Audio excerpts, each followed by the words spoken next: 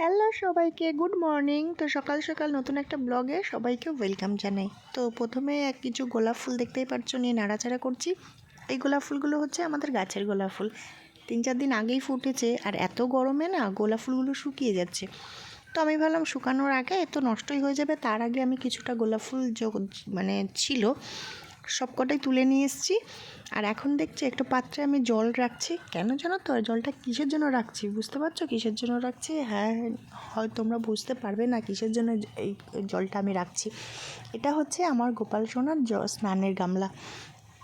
তো ওর মধ্যে আমি কিছুটা জল দিয়ে দিয়েছি। আর তারপরে যে গোলাপ ফুলগুলো নিয়ে এসেছি না, তো সেইগুলো এই পাপড়িগুলো আমি জলের মধ্যে এক এক করে সব দিয়ে দেবো।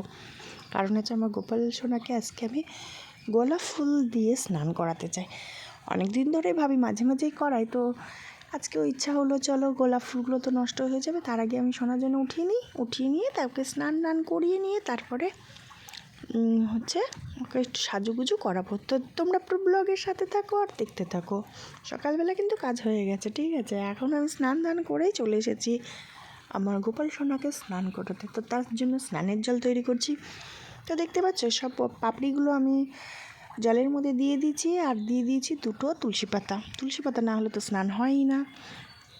আর আজকে যেহেতু বৃহস্পতিবার, তো ঘট পাততে হবে, সেটাও একটা কাজ শুরু করে দিয়েছি। পুজোর জোগাড়যন্ত্রও শুরু হয়ে গেছে। তো দেখতেই পাচ্ছ তোমরা যে এদিকে বৃহস্পতিবার, এদিকে লক্ষ্মী পুজো দিতে হবে, প্লাস আমার গোপাল সোনাকেও রেডি করতে হবে। তো দুটো কাজই একসঙ্গে করছি। তো তোমরা পুরো ব্লগের সাথে থাকো আর দেখতে থাকো। তো এই যে চলে এসেছে আমাদের মহারাজ, জলের মধ্যে বসে রয়েছে। এত গরমের মধ্যে একটু জলের মধ্যে বসিয়ে রেখে দিয়েছি যে না একটু ঠান্ডা হোক জলের মধ্যে বসে। তো চলো বেশি বকবক না করে স্নানটা করে দিই। অনেকক্ষণ বসে থাকলে আবার শরীরটা খারাপ হয়ে যাবে, ঠান্ডা লেগে যাবে। তো তাকে স্নানটা করিয়ে নিয়ে তাকে রেডি করে তার সিংহাসনে বসিয়ে দেবো। তারপরে আমি বাকি কাজ সারবো। তো দেখতে পাচ্ছ আমার সন্টুকে স্নান করাচ্ছি গোলাপ ফুল দিয়ে। তার মধ্যে দিয়েছি গাঁদা ফুলের কিছু পাপড়ি, গোলাপ ফুলের পাপড়ি, তুলসী পাতা, গঙ্গা জল, আর কি দিয়েছি, আচ্ছা আর দিয়েছি মিষ্টি আতর। জাস্ট একটু গন্ধ হবে, খুব সুন্দর স্মেল আসবে আমার পুচকুটার গায়ে দিয়ে। তো চলো বেশি বকবক করে ফেলছি তাই না? আমি একটু বেশি কথাই বলি। তো যাই হোক, আমার গোপুসোনার স্নান তো হয়ে গেছে, তোমরা দেখতেই পাচ্ছ। সকাল সকাল আমিও স্নান করে নিয়েছি, মা স্নান করে নিয়েছে, তারপর ছেলেকেও স্নান করে দিয়েছে। তো এই দেখো চলে এসছে আমার পুচকুটাকে স্নান করিয়ে একদম রেডি করে বসিয়ে দিয়েছি তার সিংহাসনে। দেখতে পাচ্ছ? আর বেশি গয়নাগাটি ওকে পরায়নি, কারণ কেন বলো তো? এত গরম তো তোর জন্য। তা হালকা একটা সুতির জামা পরিয়ে দিয়েছি, ঠিক আছে? তো টরিয়ে এখন চলে এসেছি রান্নাঘরে। তো রান্নাঘরে এসেছি কিসের জন্য বলো তো? কিসের জন্য এসেছি? রান্নাঘরে এসে রান্না করতে এসেছি, তাই না? তো হ্যাঁ, আমি রান্না করতেই এসেছি, মানে সকালবেলার এখনও পর্যন্ত চা খাইনি, 9:30 প্রায় বাজতেই গেছে। তো কিছু তো খেতে হবে। ওদিকে তো আমার সোনাকে বসিয়ে দিয়ে এসেছি, পুজো টুজো দিয়ে চলে এসেছি, এখন এসেছি রান্নাঘরে। আর যেহেতু আমি একা আছি, ছেলে দুটো তো দিদা বাড়ি বেড়াতে গেছে, তো অত চাপ নেই, রান্নাবান্নার অত ঝামেলা নেই। তো এখন একটু দুধ দিয়ে চা করছি, একদম ঘন দুধের চা। সকালবেলার ব্রেকফাস্ট আমি চা আর হচ্ছে করব কিছু, কি করব এখন প্ল্যান করিনি, জাস্ট তোমরা দেখতে থাকো যে সকালবেলার ব্রেকফাস্ট কী করব। তো প্রথমে তো আমি চাটা বানিয়ে নিই, আর একটু ভালো করে ওর মধ্যে একটু আদা আর একটু এলাচ দিয়েছি। আর এত সুন্দর একটা স্মেল আসছে, গন্ধটা, এলাচের গন্ধটা আমার খুবই ভালো লাগে। তো যাই হোক, তো চলো চাটা করে নিয়ে তারপরে ব্রেকফাস্টটাও বানাবো একই সঙ্গে। সব কাজ সেরে নিয়ে ব্রেকফাস্ট বানিয়ে নিই। তা কী বানাবো বলো তো?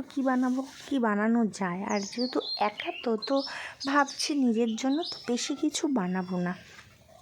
তো চাটা দেখতে পাচ্ছ, চাটা একদম গাঢ় হয়ে গেছে, কারণ এর মধ্যে একটুও জল দিইনি, শুধু দুধ দিয়েই চাটা বানিয়েছি। তো আমার চাটা তো হয়ে গেছে। চলো চাটাকে এক সাইড করে রেখে এবার তৈরি করে নেব ব্রেকফাস্ট। তো এই যে আমি আমার জন্য চা বানিয়ে নিয়েছি। আর আমার কাপটা দেখেছো? একদম বড় একটা কাপ, কারণ আমার একটু চায়ে পোষায় না। আর এই যে নিয়ে চলে এসেছি সকালবেলার ব্রেকফাস্ট। তো একটা পাউরুটি নিয়েছিলাম, আর হচ্ছে ডিম ছিল ঘরে। তো ভাবলাম তাহলে ডিম দিয়ে আজকে ডিম টোস্ট বানাই আর চা। তো এটাই হচ্ছে আজকে সকালবেলার ব্রেকফাস্ট। তো দেখতেই পাচ্ছ আমার ব্রেকফাস্ট বানানো কমপ্লিট। তো এটাকে এখন সকালে ব্রেকফাস্টটা খাবো।